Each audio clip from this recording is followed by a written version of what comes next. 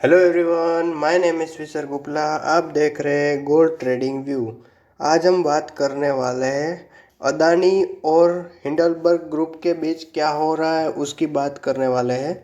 क्या रिपोर्ट्स आई थी जो 24 जनवरी को, क्या स्टॉक में गिरावट हुई, ये गिरावट आप लोग देख रहे हो कितने टाइम तक हो सकती है, और पहले गिरावट आई थी वो क्यों आई थी, इसकी हम बात करने वाले हैं आज।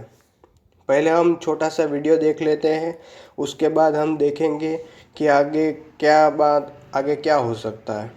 जनवरी को हिंडनबर्ग की रिपोर्ट आते ही अदानी ग्रुप ने इसका खंडन कर दिया। A major short seller, Hindenburg Research.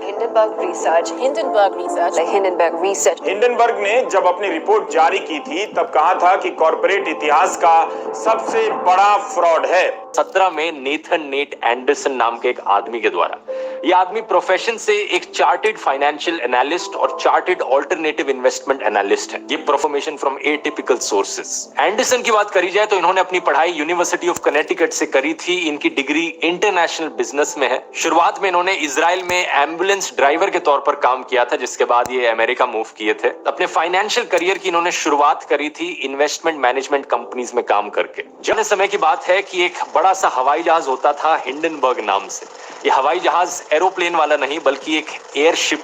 तो ये एक हिंडनबर्ग नाम की एयरशिप पर आग लग गई एक्सीडेंटली एक दिन, जिसमें 35 लोग मारे गए। बड़ा ही फेमस कैप्चर करी गई थी उस जमाने में जब ये डिजास्टर्स है। और इनकी कंपनी का पर्पस इनकी राय में है ऐसे स्टॉक मार्केट में हिंडनबर्ग टाइप डिजास्टर्स को होने से रोकना। शॉर्ट सेलिंग में आप पैसा लगाते हो इस उम्मीद से कि किसी कंपनी का स्टॉक प्राइस नीचे जाएगा और तब जाके आपको मुनाफा मिलेगा, प्रॉफिट मिलेगा। समझे? एप्पल के स्टॉक में ज्यादा से ज्यादा बुरी चीज क्या होगी कि उस एप्पल का स्टॉक बिल्कुल जीरो हो गया और आपने सारे 1000 रुपए अपने खो दिए। आपका नुकसान 1000 रुपए का हुआ। लेकिन जब पे लगाए शॉर्ट सेलिंग में तो उसका नुकसान आपको 10,000 रुपए का भी हो सकता है, 1 लाख रुपए का भी हो सकता है अगर वो इतना ऊपर चला गया स्टॉक। तो ग्रीन एनर्जी जो रिन्यूएबल पावर जनरेशन करती है, अडानी एंटरप्राइजेस जो कोल माइनिंग और ट्रेडिंग करती है, अडानी ट्रांसमिशन जो पावर ट्रांसमिशन का काम करती है, अडानी टोटल गैस डिस्ट्रीब्यूशन के लिए, Adani power coal based power generation के लिए, अडानी पोर्ट्स के लिए, और अडानी विल्मर जो कि एक जॉइंट बिजनेस है सिंगापुर की विल्मर इंटरनेशनल के साथ। हिंडनबर्ग रिसर्च का कहना है कि इन्होंने 2 साल से ज्यादा लगा इस रिसर्च को करने में। यह laundering, stock manipulation, accounting fraud, corruption, theft of tax payer funds, offshore shell companies का बनाया जाना, betrays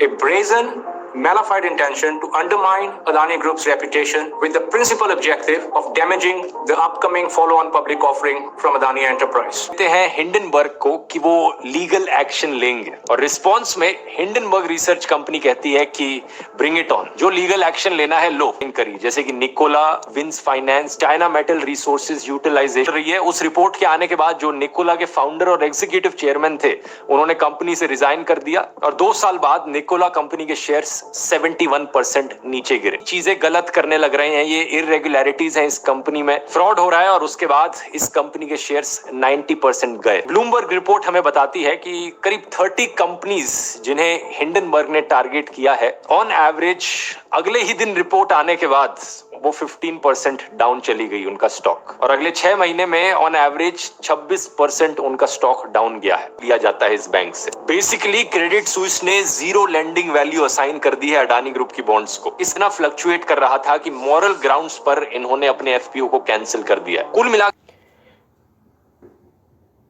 हिंडलबर्ग नाम की कंपनी ने इससे पहले भी 3 से 4 ऐसी कंपनियों को क्रैशेस करवाए हैं और उसके साथ फ्रॉड भी किया हुआ है, स्कैम जैसी घटना बन चुकी है।